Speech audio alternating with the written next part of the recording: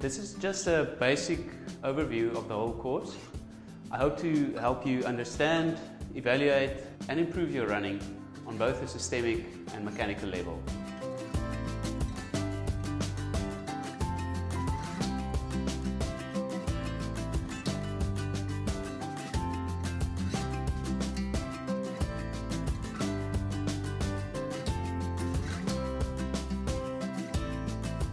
We've been engineered in an amazing way to run and endure. Because of our unique differences and backgrounds, it remains a humbling experience to evaluate and treat athletes. And with that attitude, I'd like to teach the basics of a science that can look very grey compared to something like mathematics. My primary goal is to empower each runner to understand, evaluate and improve in a way that is specific to you and more structured than simply trying to run as much and as fast as you can. I will discuss what I regard as the most important systemic and physiological components of training and racing, as well as the mechanics of running. There's a vast amount of information out there on running, and I'm only scratching the surface. But this should help guide you in the process of learning, adjusting, and improving as an athlete. Common mistakes are made because people don't understand the rules of running. Just like there are rules to driving your car to prevent engine problems or crashes, there are rules to running. That is, of course, if you want to prevent engine problems and crashes. Not following the rules is the primary reason for injuries and improvement limitations. Let us first look at why it is important to manage your training and help to understand it on different levels. We will look at each level at an aerobic and an anaerobic level. I will discuss how differences between aerobic and anaerobic training affects you at the metabolic level, a stress level, a musculoskeletal level, and on the level of skill or technique. Per definition, aerobic and anaerobic exercise is determined by heart rate. At aerobic heart rates, we use more fat as a source of energy, and enough oxygen is available to our muscles to maintain the effort for a long time. At anaerobic heart rates, we use more glycogen as a source of energy and don't have enough oxygen available to our muscles for a long effort at the same pace. So how do we calculate the threshold between aerobic and anaerobic heart rates? I believe Dr. Philip Maffetone has a very accurate yet simple method that is tried and tested. 180 minus your age, and depending on whether you've had an injury or illness, you can subtract a further 5, will give you your aerobic threshold. Above the level is your anaerobic heart rate, and below or at that level is your aerobic heart rate. The key to improving your endurance capacity is by improving your aerobic speed. On a metabolic level, the effects of aerobic and anaerobic training is that the source of energy during aerobic heart rates is more fat than glycogen, while at anaerobic heart rates it's more glycogen than fat. The key aspects to remember here is that there is an almost unlimited supply of fat compared to the very limited supply of glycogen available for running. At high intensity, like an 800-meter race, glycogen can be depleted within only 3 minutes. Your brain is the regulator and will force you to slow down. Fat burns in the fuel of glycogen, so you can't empty the glycogen tank and simply move over to the fat tank by just going a little slower. You will go much slower once the glycogen tank is depleted. Marathon and ultramarathon events are what I like to call a metabolic game. The athlete who can manage glycogen stores the best will be able to maintain a very consistent pace without hitting the wall or bonking.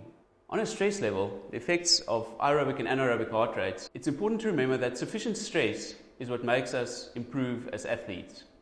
But too much stress can make all the hard work disappear. The primary effects of stress on a hormonal level is through the stress hormone cortisol. It can cause changes to adrenal function, and enough stress can contribute hugely to connective tissue injury or simply lead to poor performance. Too much anaerobic exercise increases cortisol levels, and too much anaerobic training can lead to overtraining, chronic fatigue, or illness. These hormonal changes or imbalances happen over time, and once it is disturbed, it also takes time to normalize again. Responding to early signs like fatigue or a decrease in aerobic speed can prevent these hormonal imbalances from developing. Because of increased cortisol levels from high-intensity training, it's advisable to break speed and distance sessions up in order to keep track of high-intensity volume compared to aerobic volume. Stress from work, poor sleep patterns, and a diet consisting of processed carbohydrates and sugar also elevate cortisol levels. Stress is something that accumulates and should therefore be managed. I'll discuss this in the second section of this course. For more information on how stress affects performance, I would recommend you read some of Dr. Phil Maffetone's work. The effects of aerobic and anaerobic training on a musculoskeletal level is primarily on connective tissue. Connective tissue is the non-contractile tissue most affected by the eccentric load of running. Connective tissue scarring can form from the repetitive eccentric load of running. The faster you run, the higher the load. Concentric contractions, like cycling, cause much less scarring and much less muscle soreness. If I can just quickly explain, an eccentric contraction is where muscles first have to lengthen against resistance before they shorten against resistance, while during a concentric contraction, muscles simply have to shorten against resistance. Eccentric contractions are more functional, and that is why walking and running is so important to build connective tissue strength. As a physiotherapist, listening to training load gives me very valuable information related to the cause of injury being either biomechanical or simply overload related. High volumes of anaerobic training can easily lead to connective tissue dysfunction like Achilles or patellar tendon injuries.